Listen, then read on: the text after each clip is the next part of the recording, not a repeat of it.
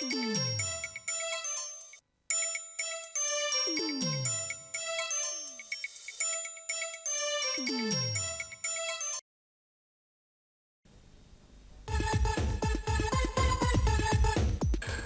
on Q Weekly, we go Christmas shopping with Stephen and Harriet to discover some of the latest seasonal bargains.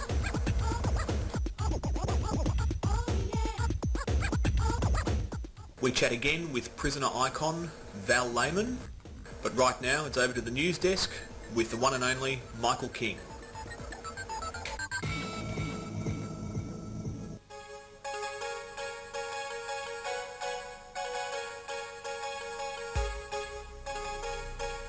Hi and welcome to Q Weekly. I'm Michael King and this is our final Q Weekly for the year.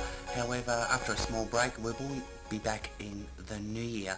There will be lots happening, however, on Bent TV with quite a few new half-hour episodes of The Fruit Box, a very new special Hellbent Christmas special, and what would Christmas be without, albeit a repeat, of the Christmas specials of Bitching Kitching.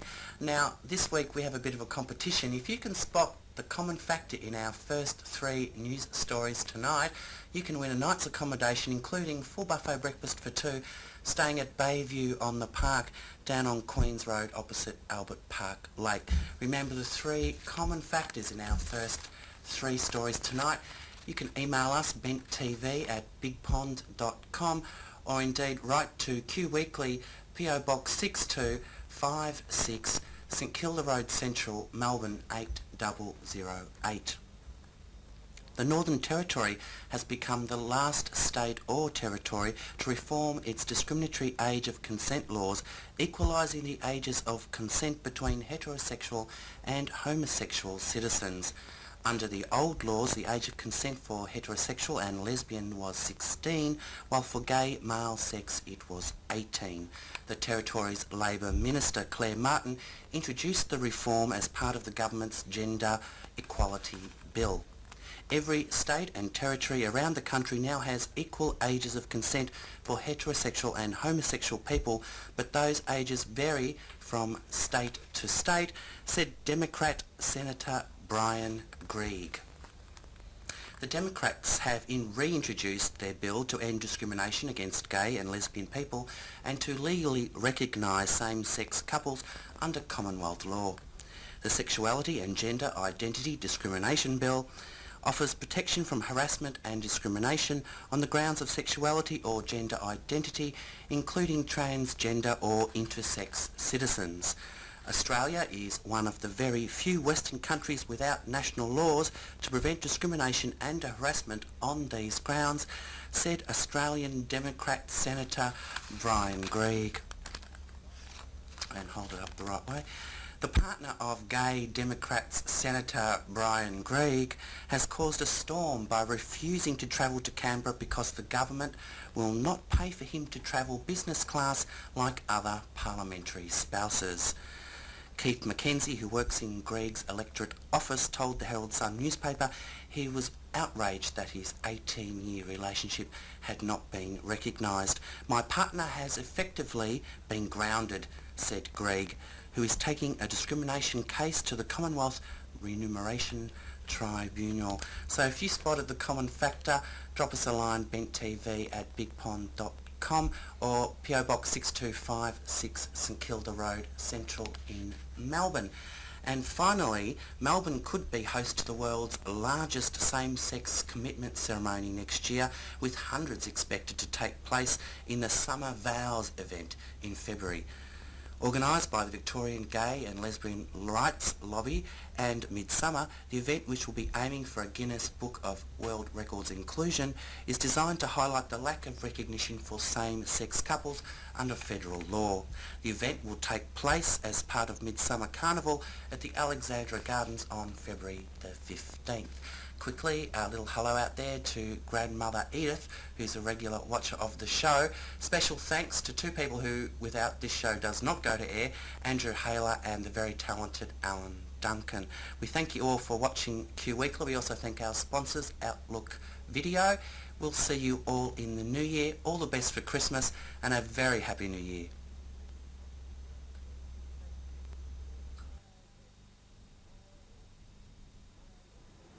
That's right.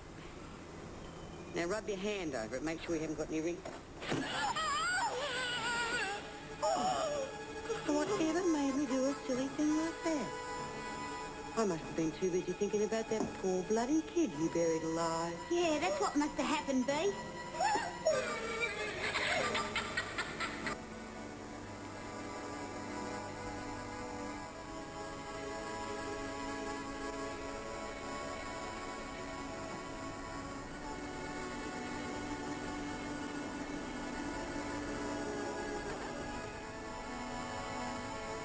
What am I going to do, Mum? Talk to your father. You kicked me out, Mum. You brought some woman home about 2 months ago and told me to get out. Oh, you need help, Debbie. Someone has got to help. I wanted you to help me, Mum. I wanted you. And then she went home, where her husband was living with his girlfriend. When the hell did you get out? Yesterday. We didn't think you're coming back here. I don't want to come back. I just brought you a present. There you go, Bee in action. Does that yes. bring back memories? Yes, it does. And of course, it wasn't very difficult for me to sort of, produce that sort of emotion at the grave because the daughter was played by my real daughter. Wasn't it? Yeah. Yes. How was that working with your daughter on screen? Terrifying. Was it? Yes, Why? terrifying. I was just frightened for her, wanting her to be wonderful and you're feeling absolutely useless. I couldn't help her, really. Was that her first acting role?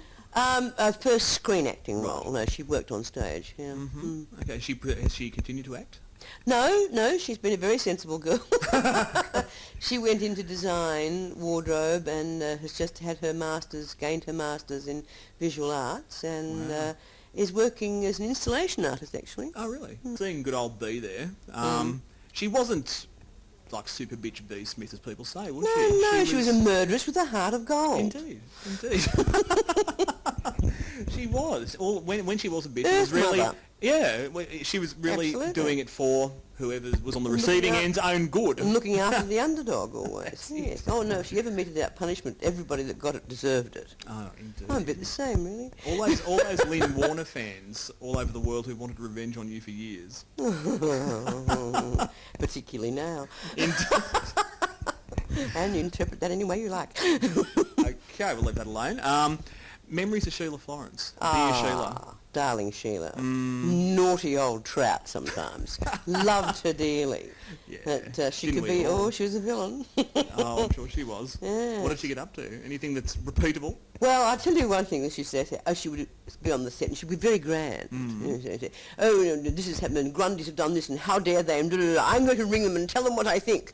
And she'd go into the green room and she'd get on the phone. She'd ring them and say, hello, it's Sheila Florence here. Val Lehman wants to talk to you. Give me the phone. Drop you right in it. Devil, yeah. But I did it back to her once too. Oh, did you? Yes. What did she say down the phone at the That she was a very good sport. She knew when she'd been, it was her turn. Oh, God bless her. No, she was wonderful. Very, very, very generous. Generous as a performer, generous actress, generous hostess. And I loved her dearly.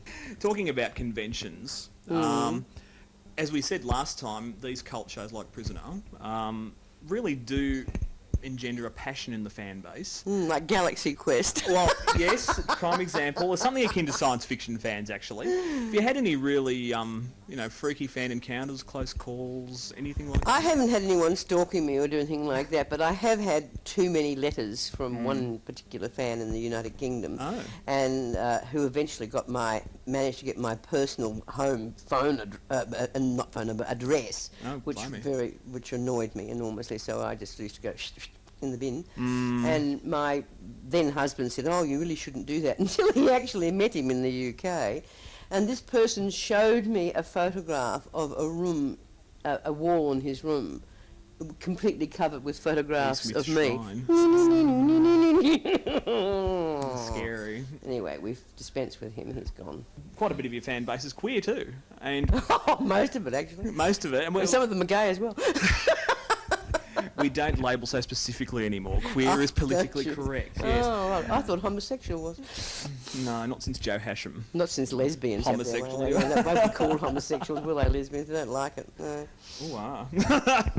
Well, at what point in the show's production did you really become aware that you had such a queer fan base? Was it during the show or later? I think I learnt pretty early on that my character, being very strong female characters, tend to attract a lot of attention in the gay community. I don't know why that is, but they seem to be pretty popular, very strong women. So I was fairly aware of it, but never more aware than I was in the United Kingdom, actually. And also America, because when Frankie Doyle's character was killed in episode 20, and so obviously she was leaving the show, WPIX New York, who were screening the show at that stage at 8:30 prime time, were picketed.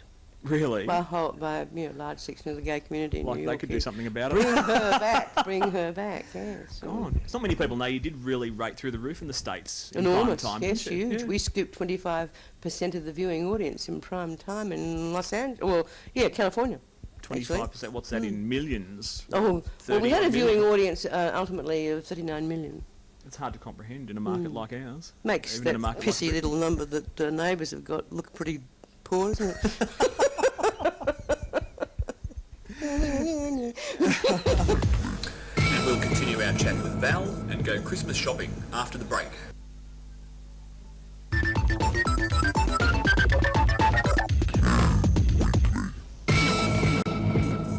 Does it annoy you though, this continued cultural cringe against Australian product, shows or performers? No, the cultural cringe that annoys me in this country is that we seem to be ashamed of having culture. Generally in the country. I mean, I get very angry with the fact that we spend so much time and effort and money and media of support on sport. Yes. A bowler makes a dirty phone call and it ends up being on the front page of a newspaper every day for a week. Well, isn't this an indictment of our entire society? Whereas if someone makes great leap forward in the arts overseas, you never hear it reported in the newspaper. Philip Cross is an Australian actor who's won the Olivier Award for being the very best male performer in a musical on the West End for 3 times. I hadn't heard that. No, I wonder why. Didn't get the front page of the newspaper, did he? No, maybe he should make a dirty phone call. Why have we evolved this way? We're almost anti-culture. It's sad. I don't know why we've evolved this way. I think it's something to do with what I call the little Aussie. I think it's something to do with what I call the little Aussie battler bleeder syndrome. The Norman Gunston syndrome. Well, I thought that up way before the tall poppy thing. We're not very good at praising our own for anything. We're not. A lot of actors are very funny about doing interviews or seeking publicity in this country. I personally think it's a tool of our trade. Oh you have to do it, don't you? It's not only self-serving; it's for the industry, and for the profession in general. And therefore, I think we should be as good at it as we possibly can be. Journalists, have to make a quid as well. Yep. And sports people are being very good these days. Politicians are being good about handling the media. Why aren't our performers, for goodness sake? And I think that we just do not praise our own, but we're praising our sports people. But I don't understand why we don't praise our people who achieve not only in the arts but in the sciences. Why don't we stand up and applaud them every day? Sad indictment of our entire society, I think. Is it this meathead macho culture that thinks anything No, I don't think it's sports- macho. No, I don't think it is meathead macho. I really don't. I'm not quite sure what it is. I can't quite put my finger on it. Okay. Do you watch much... If I knew, I'd fix it. Oh, well, I'm sure you would.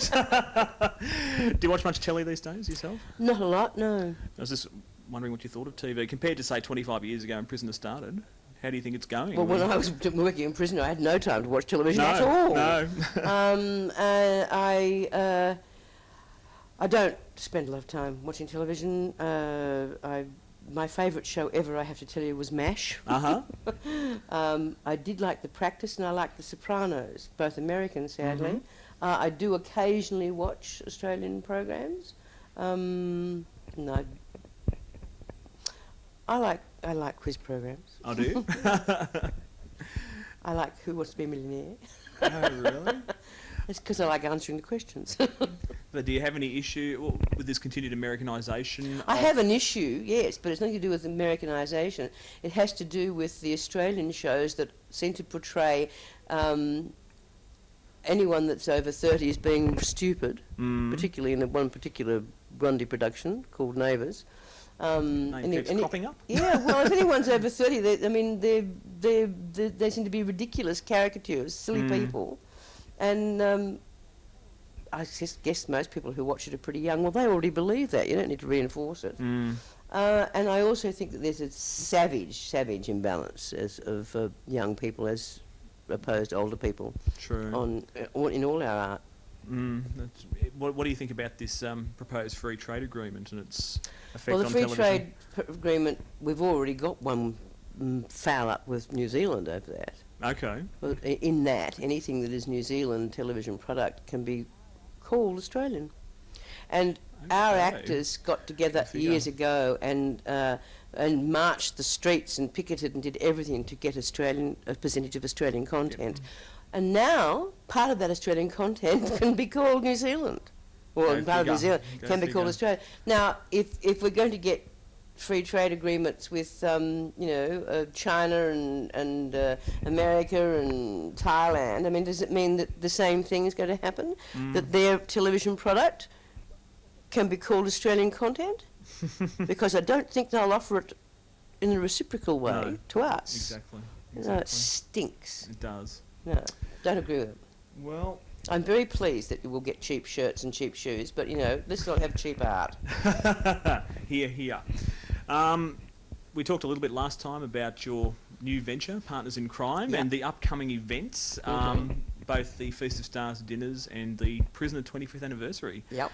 Want to give us just another update on what's happening? Well, Prisoner the 25th anniversary happens on the 28th of February next year.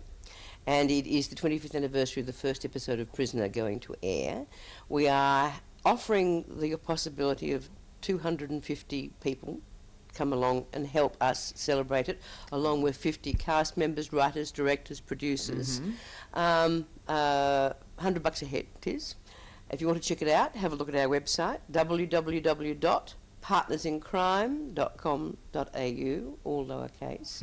It will tell you all about it. There's lots of prizes to win, goodie bags, all kinds of things, plus the opportunity to mingle and be social and some performances. There's Jane Clifton's performing. There are a couple of surprises that we can't let out of the bag we yet. can't let out of the bag yet. So come along and you can't.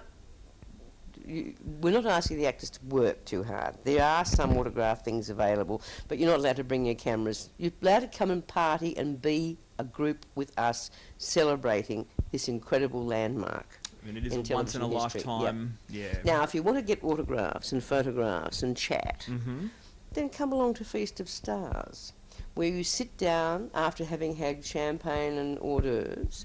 You sit down at a table of 8 to 10 people, and one of those people is a television star. Wow.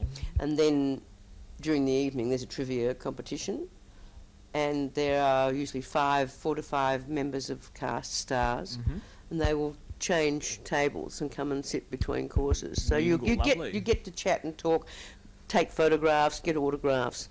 That costs you a bit more. Well, but it's worth it by the sound of it. And nobody else is doing it, only us. Fantastic.